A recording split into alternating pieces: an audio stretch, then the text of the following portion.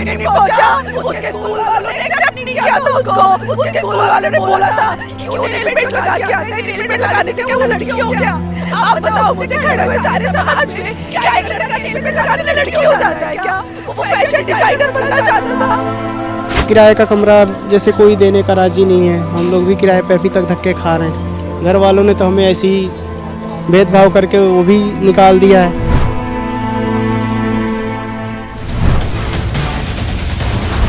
खुल के जियो, किसी की पाबंदियों में मत रहो। आपके पेरेंट्स आपके साथ हैं, जस्ट हैप्पी प्राइड।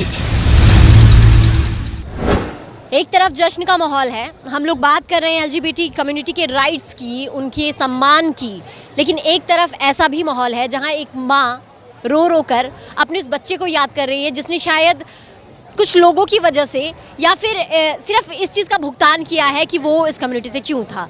तो हम बात करेंगे। मैम, सबसे पहले तो आपका नाम जानना चाहूँगी। मेरा नाम आरती मल्होत्रा है। एक्चुअली मैम हुआ क्या था, हम लोग किस लिए आप लोग यहाँ पे जस्टिस की मांग कर रहे हैं? मैं फरीदाबाद से स्पेशली आई हूँ क्योंकि मेरा बेटे का हाई कोर्ट में केस चल रहा है। मेरे बच्चे ने अपनी जान गंवा दी। 16 साल का बच्चा मेरा 16th फ्लोर से 15वीं फ्लोर से उसने जंप किया। 16 साल का था वो। उसका स्कूल में काफ़ी बुली और हरासमेंट हुआ, सेक्सुअल असॉल्ट हुआ उसके साथ। उसने फाइनली अपनी गिव अप कर दी लाइफ।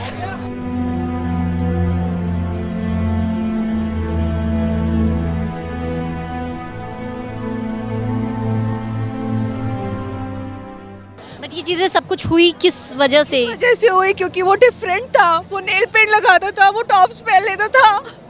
वो किसी का क्या लेता था? अगर वो अलग से तैयार होके आता था तो ये दुनिया एक्सेप्ट नहीं करती है थोड़े से अलग से बच्चे को। एक माँ को अपने बच्चे को गंवाना पड़ा और आज दर दर भटक रही हूँ इंसाफ लेने के लिए। हर एक ऑफिस में धक्के खा रही हूँ, कोर्ट, पुलिस, जजेस तक। मुझे नहीं पता, सब बोलते मिल गए सब मंत्री। मैं आपका कोई सपोर्ट कर नहीं रहा है इस वक्त? 10 महीने बाद पुलिस ने चार्जशीट जमा कराई थी बच्चे के डेथ के बाद, सारे प्रूफ होने के बाद। अब देख सकते हैं सब मिले हुए हैं ऊपर से नीचे तक। मुझे बताया जाता है कि नोटों के बैग भर भर के दिए जा रहे हैं, ऊपर से नीचे तक नोटों के बैग भर भर के जमा किए जा रहे हैं। आरती, तुझे जस्टिस नहीं मिलेगा। मैं प्रधानमंत्री जी से बोलती हूँ, मैं मोदी जी से बोलती हूँ, मैं अमित शाह जी से बोलती हूँ कि आप सो रहे हो? आप क्यों नहीं देखते इस माँ की आवाज को? आपको क्यों नहीं समझ में आता? ऐसी हजारों माएँ तड़प रही है और ऐसे बच्चों को खो देंगी।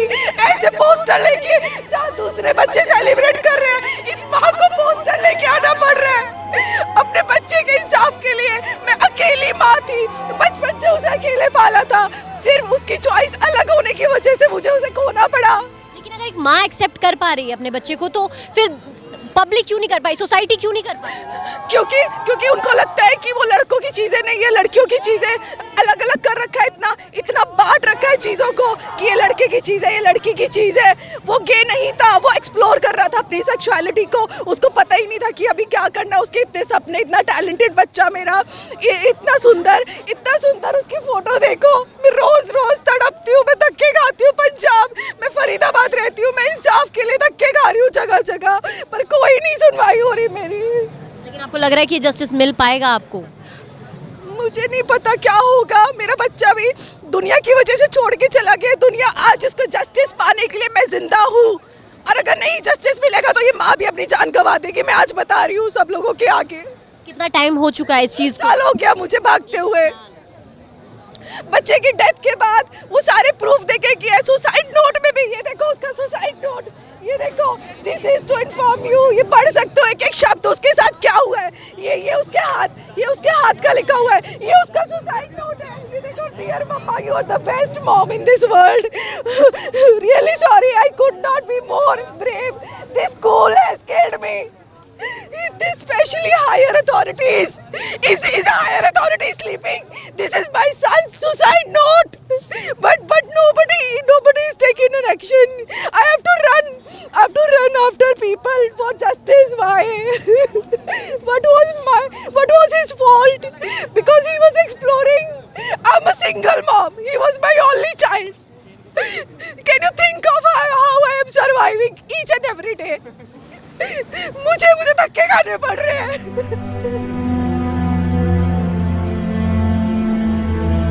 आगे नहीं पहुंचा। उसके स्कूल वालों ने एक्सेप्ट नहीं किया था उसको। उसके स्कूल वालों ने बोला था कि क्यों नेल पेंट लगा के आता है, नेल पेंट लगाने से क्या वो लड़की हो गया? आप बताओ मुझे, खड़े हुए सारे समाज में, क्या एक लड़का नेल पेंट लगाने से लड़की हो जाता है क्या? वो फैशन डिजाइनर बनना चाहता था। आज़ाद भारत में बात आज़ादी की हो रही है, लेकिन मैं जानना चाहूँगी कि किस आज़ादी की बात हो रही है, ताकि हमारी जनता भी समझ पाए। मेरा नाम वेंकटेश है, मैं कलकत्ता से आया हूँ। तो आज ये चंडीगढ़ की जो गर्भोत्सव प्राइड हो रहा है, ये मेरी 61st प्राइड है। मैं पूरे देश में ट्रैवल करता हूँ। हम बोलते हैं आज़ाद भारत है। So my Hindi is bad, so I just speak in English. So when we talk about आज़ादी, but there are lot of things which we still want. You don't have same sex marriage rights, adoption rights. अभी भी discrimination आप देखो, अभी भी there is someone from the alternative sexualities और gender when they are walking down the streets, walking in the markets, still there is a lot of discrimination which they has to go through. Hospitals में, schools में अभी भी हमारे community के लिए, trans बच्चों के लिए there has been no proper sensitization. बच्चे पढ़ नहीं पाते. Hospitals में अगर जाएंगे there have been no beds for trans people. अगर आप main देखिए, अभी हम लोग just हाल ही pandemic से उठे हैं, COVID के time पे, अगर आप if you all notice, so the isolation centers, the COVID was just restricted to male and female. So where does a person like me or many of my fellow trans folks who identify as trans, where do we go when we need an emergency? हमें, and I have seen a lot of people of the community losing their lives just because उनके पास bed नहीं थे और उनको bed दिया जा रहा था उनके असाइन बायोलॉजिकल जेंडर पे. So this is your basic your discrimination, you're depriving of the basic human rights, which is education, which is medical facilities, schooling, housing. इतने basic चीज़ें अगर हम बोलते, अगर if we are citizen of India, if every vote matters in a democratic nation, why our rights are not being acknowledged? And अगर देखो documents में बहुत सारे supreme courts, there have been lot of verdicts by the courts which have been there, but ये सिर्फ documentation में ही हुआ था. जब लागू करने के बाद है, अभी भी there are lot of things which have not been. बात अगर हम करें कि बात करते हैं स्कूल की, स्कूल से ही हम लोग डेवलप हो पाते हैं, हमारा माइंडसेट बढ़ पाता है. लेकिन हमने हाल ही में एक चीज़ देखी अभी कि स्कूल पे ही एक बच्चे ने अपनी जान दे दी क्योंकि उसको वहीं एक्सेप्टेंस नहीं मिली. तो उस बारे में आप क्या कहना चाहेंगे कि एजुकेशन में कहीं ना कहीं वो गैप है जिसे भरना बहुत ज़रूरी है? See, that is very true. Of course, education has been, it's the biggest pillar of strength we all consider. So, till now, people of the alternative sexualities or gender face severe discrimination. बोली शायद जो आप पीछे incident देख रहे हो RV के साथ हुआ था, it has been in one of the leading schools in NCR. So, अभी भी 1 साल हो गया, उनकी मम्मी आ रही है, and it's not easy for a mother to lose a child, and how traumatic it can be for a parent, and it can be for us seeing this, how a mother is just running doors to door just for justice. So this is how her judiciary is working, where just because paisa hai, you are buying people, it can't work just that. So basic, there's insaniyat ki naam honi chahiye, and I think education has been thinking, because I know I might have been blessed again many a ways in not facing discrimination, but community people have been facing every single day. College से वो drop out, देखो आप उनको एक दिन space देने से नहीं होगा, आप उनको वैसे सेफ फील कराना चाहिए कि आप आज दे दिए, हाँ नहीं हम नाम के लिए एक ट्रांस बच्चे को अपने स्कूल पे रख रहे हैं, नहीं होगा. तो you have to be assure that कि fellow folks, fellow students who are there, they are not discriminating the trans folk. Even if there is a one trans student in your university, in your college, it's the responsibility of the education institution to take care of that particular individual. Thank you. आज हम लोग बात कर रहे हैं हक और अधिकारों की, लेकिन आपको लगता है थर्ड जेंडर को वो हक और वो अधिकार मिल पा रहे हैं? नहीं जी, अभी नहीं मिल पा रहे हैं. अभी भी हमें यही कहना पड़ता है, we are humans not a aliens. ठीक है, अभी भी हमें यही कहना पड़ता है, वी वांट एक्सेप्टेंस. ठीक है, हमें एक्सेप्ट किया जाए. जिस तरह मेल और फीमेल को इस समाज में एक्सेप्ट किया जाता है, उस तरह हमें भी एक्सेप्ट किया जाए. हमें भी जॉब्स प्रोवाइड की जाएँ. ठीक है, ये जो हमारे ट्रांसजेंडर्स कम्युनिटी में बहुत सारी चीज़ें हैं मांगने खाने की, ठीक है, वो चीज़ें बंद होनी चाहिए. ठीक है, हमें भी जॉब्स प्रोवाइड करानी चाहिए. ठीक है, हम भी पढ़े लिखे हैं और हम आने वाली जनरेशन भी हमारी जो भी है वो भी सब एजुकेटेड है. ठीक है, तो जिस तरह से एक मेल और फीमेल को जॉब्स प्रोवाइड्स होते हैं गवर्नमेंट की तरफ से, प्राइवेट सेक्टर्स की तरफ से, लिमिटेड कंपनीज़ की तरफ से, उसी तरह हमें भी मिलने चाहिए. हमें कोई अलग सेक्टर नहीं चाहिए जॉब करने के लिए, हमें आपके साथ ही जॉब करनी है.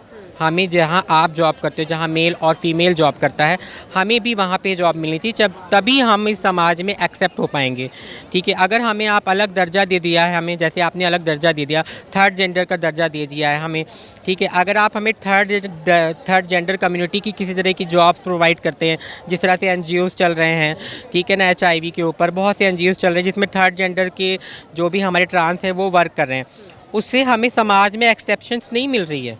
हमें एक्सेप्शन तभी मिलेगी, हमें समाज तभी एक्सेप्ट करेगा जब हम आपके साथ कंधे से कंधा मिलाकर चलेंगे। मतलब ठीक है आपको ना? अलग से ट्रीट ना किया जाए, ट्रीट वैसे ही किया जाए जैसे एक महिला और एक पुरुष को। हाँ जी, हाँ जी, हमें अलग से ट्रीट ना किया जाए, मैं यही कहना चाहती हूँ। और सबसे पहले फर्स्ट ऑफ ऑल यही कहना चाहती हूँ, सभी को कहना चाहती हूँ, we are humans not a alien.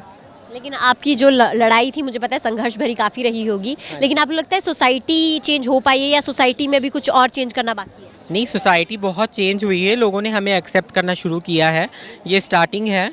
और मैं उम्मीद करती हूँ आने वाले टाइम में ये चीज़ पूरी तरह से हो जाए, हमारी जंग ख़त्म हो जाए। बाकी जंग अभी जारी है।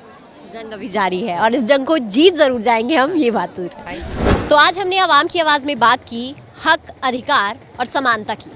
हमेशा से हम सिर्फ दो आवाज़ें सुनते हैं, एक पुरुष और एक महिला। तीसरी आवाज़ को हम हमेशा दबा देते हैं या फिर सुनना ही नहीं चाहते, लेकिन इस आवाज़ को सुनना बहुत ज़्यादा ज़रूरी है।